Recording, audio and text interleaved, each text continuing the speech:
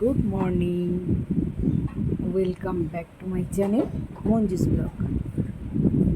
তো দেখো, আমি চলে এসেছি নতুন একটা রেসিপি নিয়ে।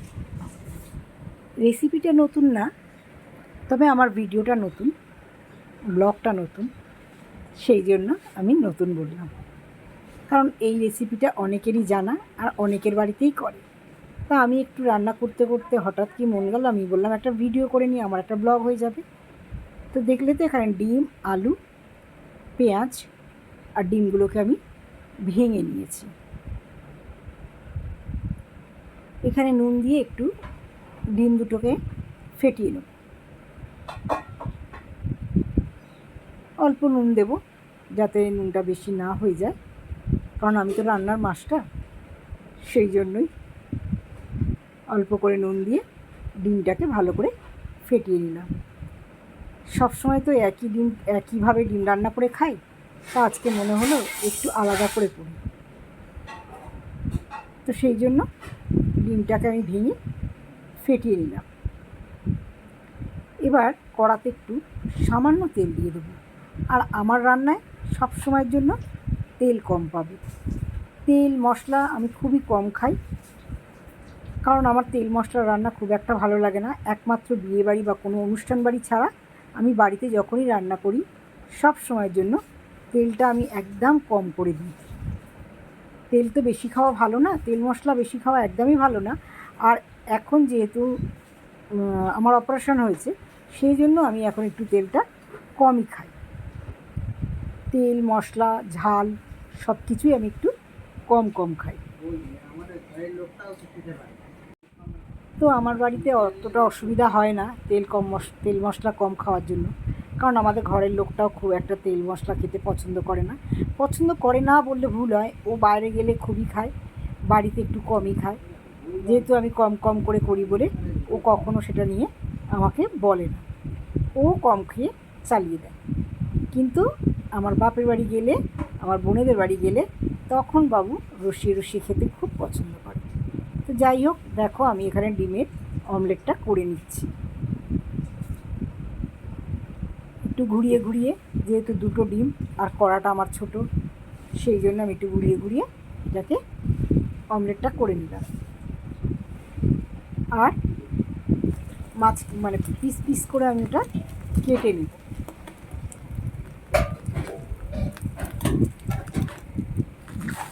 এই রান্নাটা একটু মুখটা আলাদা রকম হয়, কারণ সবসময় তো আমরা ডিম সিদ্ধ করে করি।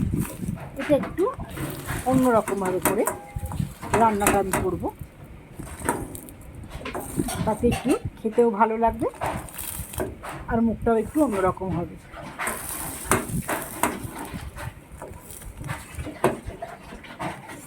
ডিম খেতে আমাদের ও খুব পছন্দ করে, আমিও পছন্দ করি, কিন্তু ডিম আমার একদমই সহ্য হয় না। ডিম খেলেই আমার গ্যাস অম্বল হয়, সেই জন্য আমি ডিম একদমই খেতে পারি না। খেলেও কুসুমটা খাই, আর ডিম খেতে পারি না। তো দেখো আমি এখানে পিস পিস করে কেটে নিই। এবার থেকে ওই বাসন মাজার এটা জানলার উপরে রাখবে তো। এটা কাটতে কাটতে একটা কথা বলি, তোমরা যদি আমার নতুন বন্ধু হও, আমার খাবার আমার চ্যানেলটাকে সাবস্ক্রাইব করে দিও প্লিজ। আর যদি আমার আগে থেকে বন্ধু হয়ে থাকো, তাহলে আমার চ্যানেলে এসেছো যখন একটা লাইক দিও আর একটু কমেন্ট করে যেও। তো এখানে দেখো আমি পেঁয়াজটা ঘষুনিতে ঘষে নিয়েছি, গ্রেটারে গ্রেট করে নিয়েছি। আর এখানে আদাটা অলরেডি আগেই বাটা ছিল আমার। আমি বলি না, আমি আদা রসুনটা সবসময় পেস্ট করে রাখি, মিক্সিতে করে ডিপ ফ্রিজে রেখে দিই, কারণ আমার সবসময় আমার হয়ে ওঠে না, আর সবসময় আমি মিক্সি বার করি না, যার জন্য আমি আগে থেকে সব কিছু পেস্ট করে ফ্রিজে রেখে দিই। তো কড়াতে আমি একটু দিয়ে দিলাম সাদা জিরে। জিরেটা একটু ভাজা ভাজা মতো হয়ে গেলে আমি ওর মধ্যে দিয়ে দেবো ডুমো করে কেটে রাখা আলুগুলো। বন্ধুরা, তোমরা দেখতেই পাচ্ছ কতটা কম তেল দিয়ে আমি রান্না করি, একদম নামমাত্র তেল।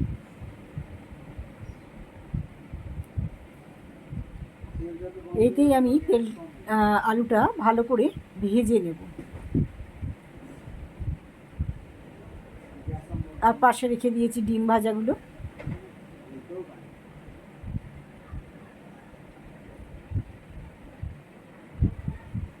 ডিম ভাজা দেখলে সকলেরই খেতে ইচ্ছে করে, মনে হয় একটু খেয়ে নিই, কিন্তু খেলে কী হবে, শরীরের কষ্ট হবে বলে আমি খেতে পারি না।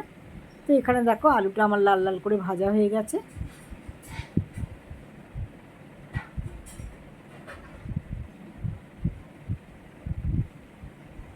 এবার আমি ওর মধ্যে দিয়ে দেবো আগে থেকে পেঁয়াজ কেটে ঘষে রাখা পেঁয়াজগুলো।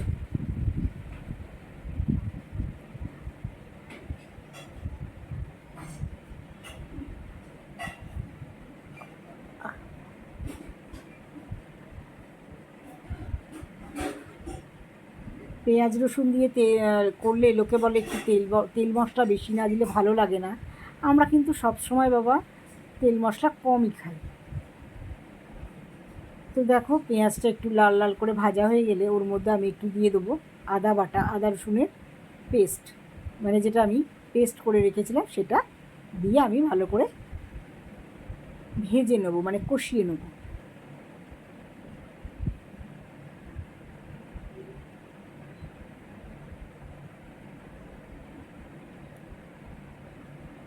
দিয়ে দিলাম নুন,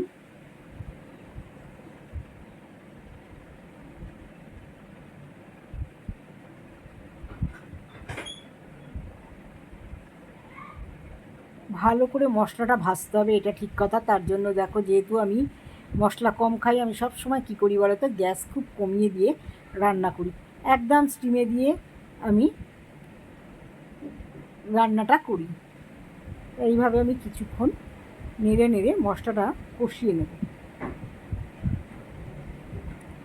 এতে কী হয়, ভাজাটা খুব ভালোভাবে ভাজা হয়ে যায়, তা না হলে কী হবে, পুড়ে যাবে, যেহেতু তেল কম সেই জন্য।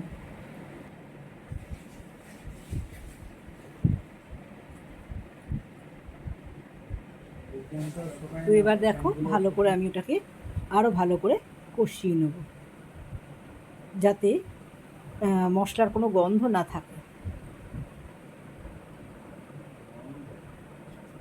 আর আমি যেহেতু কাঁচা লঙ্কার রান্নায় বেশি খাই, তবে এই রান্নাটাতে আমি একটু শুকনো লঙ্কা গুঁড়ো দেবো, কেননা ডিম তো, ডিমের মধ্যে কাঁচা লঙ্কা দিই না বললে ভুল হয়, আমি কাঁচা লঙ্কা দিয়েও ডিম রান্না করি, কিন্তু এটাতে আমি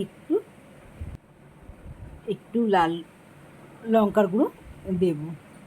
তো দেখো ওগুলো আমার ভাজা ভাজা মতো হয়ে গেছে।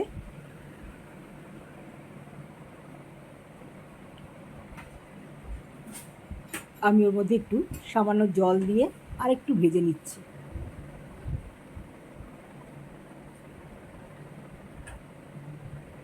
রান্নাটা খুব ধৈর্যের জিনিস, খুব ধৈর্য দিয়েই করতে হয়, না হলে রান্না তোমার দাদাভাই বলছে রান্না খাওয়াটাও তাড়াতাড়ি হয়ে যায়। আর এখানে দেখো আমি ওই জলের মধ্যে, মানে আমার মশলা ধোয়া জলটা রয়েছে, সেই জলের মধ্যে আমি একটু দিয়ে দেবো হলুদ গুঁড়ো, আর একটু দিয়ে দেবো লাল লঙ্কার গুঁড়ো।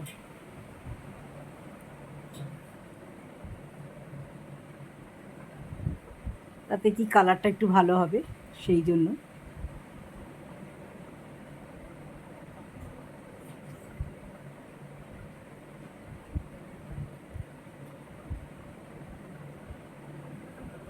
তো এটাকে আমি ভালো করে একটু নেড়ে নেব, যাতে জলের মধ্যে পুরোটা গুলে যায়।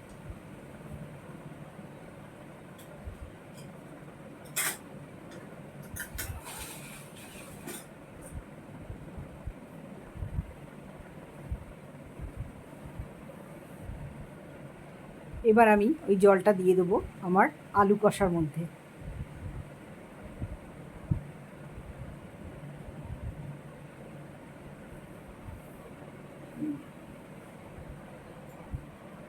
পরিমাণ মতো একটু জল দেবো, কারণ নাহলে আলুগুলো তো গলবে না, সেই কারণে একটু বেশি করেই জলটা আমি দিয়ে দেব। তার মধ্যে আবার কি বলো তো, ডিম ভাজাগুলোও কিন্তু একটু টেনে নেয়। তো এইভাবে আমি জল দিয়ে আর একটু ঢাকা দিয়ে দেবো।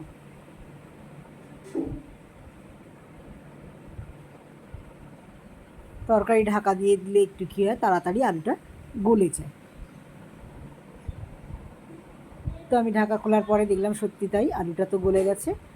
আর এর মধ্যে আমি এবার দিয়ে দেবো একটা একটা করে ডিম ভাজাগুলো।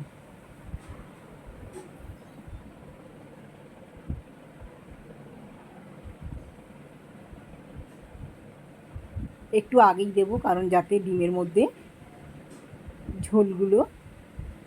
ঝোলটা আর কি ডিমের মধ্যে ঢোকে, তাতে কি হবে, ডিম ভাজাটা খেতে ভালো লাগবে। আর তেল মশলা না ঢুকলে ডিমটা ভাজা ভাজাই হয়ে থাকবে। তো সেই জন্য একটু আগে দিয়ে ওটাকে আমি কিন্তু আবার একটু চাপা দিয়েছি। চাপা দিয়ে রাখলে তাহলে ফোটার পরে ডিমগুলো ফুলে উঠবে।